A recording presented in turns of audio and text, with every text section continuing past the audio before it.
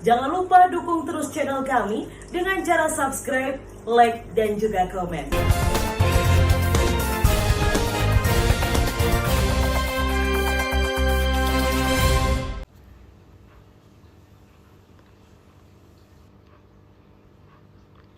Pendaftaran Sekretaris Daerah Kabupaten Nganjuk nampaknya kurang diminati pejabat karena hingga akhir pendaftaran baru 1 pejabat yang mendaftar. Padahal banyak pejabat yang memenuhi syarat untuk mendaftarkan diri sebagai Sekda Nganjuk.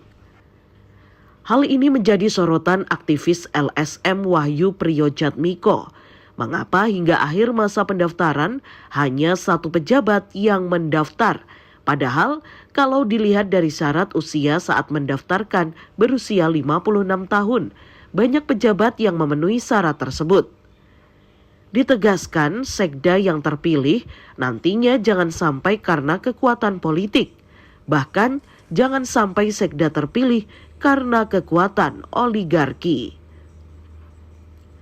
Karena kekuatan oligarki akan merusak tatanan birokrasi, mereduksi kualitas pelayanan masyarakat, APBD untuk masyarakat. Apabila oligarki berperan dalam pemerintahan, maka pejabat akan mengambil APBD untuk oligarki. Terima kasih ya. Memang beberapa minggu terakhir ini ramai di masyarakat tentang pengisian Sekda Nganjuk. Nah, Sekda Nganjuk ini pendaftarannya mestinya itu 2 minggu, dan ini 1 minggu sudah ditutup dan terakhir hari ini. Dan sayangnya lagi yang daftar cuma 1 orang. Ini yang saya sayangkan lagi, cuma 1 orang.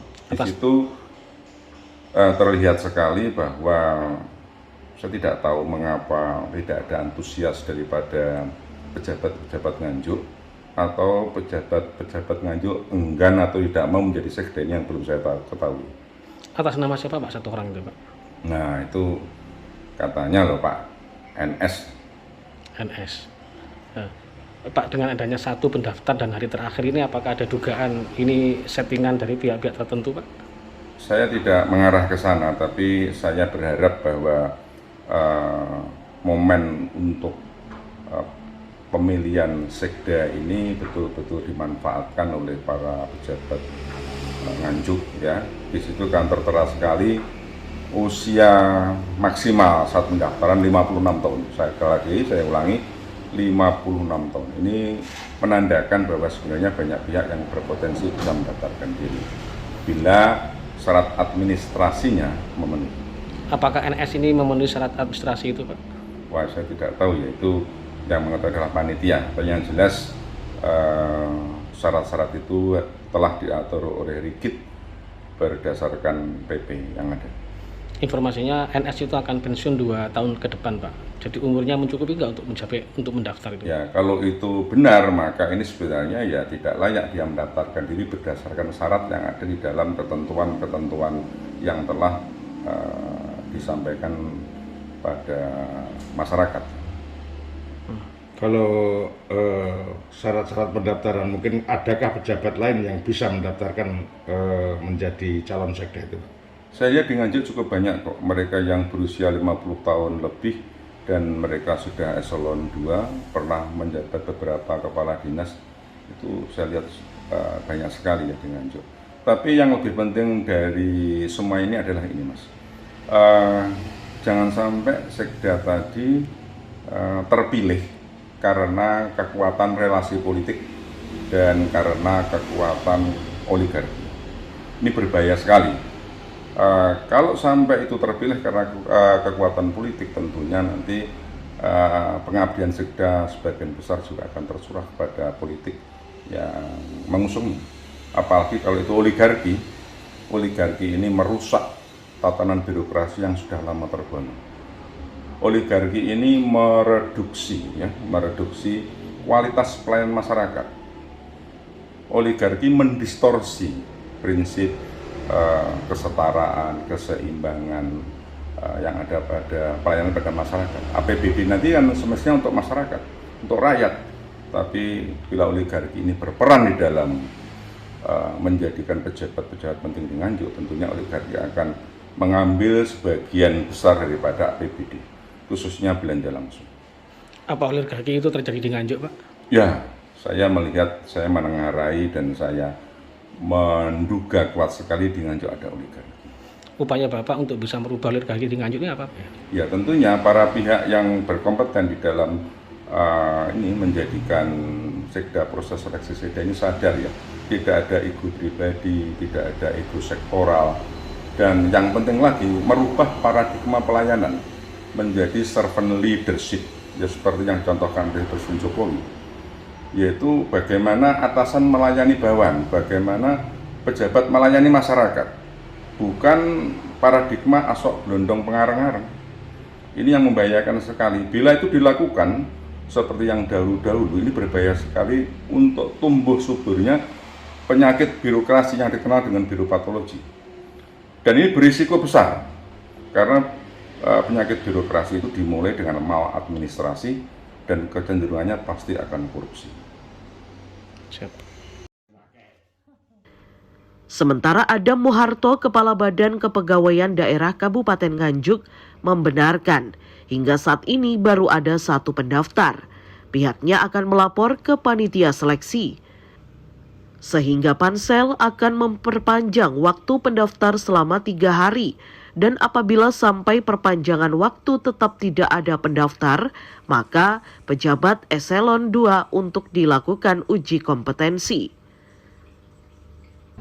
Hanya 1 pendaftar, kita akan melaporkan ke pansel, Pak. Jadi kebetulan saya bukan anggota pansel, saya sekretariat panselnya. Nanti kita laporkan, akan dirapatkan pansel. Kalau menurut regulasinya adalah akan ada perpanjangan waktu pendaftaran. Perpanjangan berapa hari, Pak? Perpanjangan sesuai dengan surat edaran Menpan, itu pengisian dalam kondisi COVID itu 3 hari, Pak.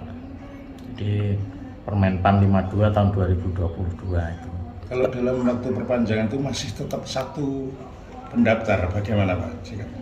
Kalau sampai perpanjangan 3 hari masih yang daftar itu 1, akan kita berlakukan surat Menpan itu yang nomor 91 tahun 2017, itu akan dilaksanakan mekanismenya yaitu uji kompetensi. Jadi eselon 2 yang memenuhi syarat itu akan uji kompetensi, namun ada peraturan yang harus kita ikuti atau syarat-syarat yang kita cukupi, yaitu membuat berita acara bahwa memang tidak ada pendaftar yang masuk, kemudian 2 surat pernyataan dari kepala daerah tentang tidak adanya calon yang mendaftar atau tidak memenuhi syarat itu ke KSN.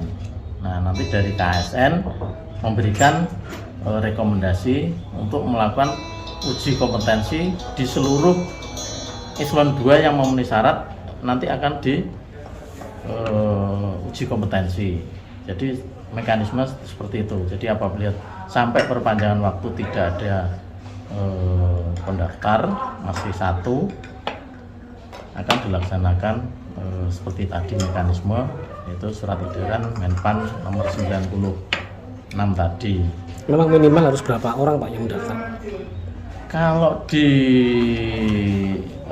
surat edaran nomor 52 tahun 2020 ini terkait dengan pelaksanaan pengisian JPT dalam kondisi COVID, karena saat ini kan masih kondisi COVID, itu minimal 3, Pak.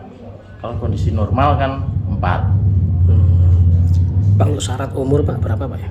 Syarat umur ini sesuai dengan yang diedarkan kemarin adalah 56 tahun pada saat pendaftaran. Pak Nur Solekan sudah memenuhi syarat itu, Pak? Pak Nur Solekan kemarin yang daftar kita cek beliaunya lahir 27 Desember 1967, Pak. Akan memperpanjang waktu pendaftar selama 3 hari dan apabila sampai perpanjangan waktu tetap tidak ada pendaftar, maka pejabat eselon 2 untuk dilakukan uji kompetensi. Dalam kondisi pandemi COVID-19, syarat pendaftar minimal 3 pejabat. Dari Nganjuk, Haryadi Swandito, News TV.